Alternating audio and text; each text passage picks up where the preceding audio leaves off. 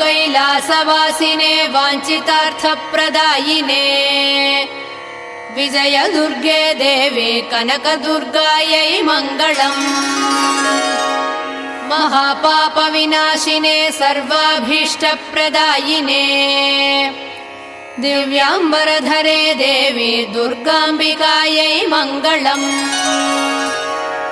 नित्यायै निरवध्यायै च सत्यानन्दस्वरूपिणे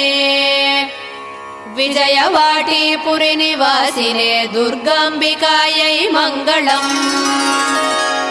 मङ्गलम् सुरासुरपूजिते मङ्गलम् मातृमूर्ते सर्वमङ्गलस्वरूपिणे देवी दुर्गाम्बिकायै मङ्गलम् मङ्गलम् कनकाम्बरधरे मङ्गलम् विजयाचलवासिने सर्वगुण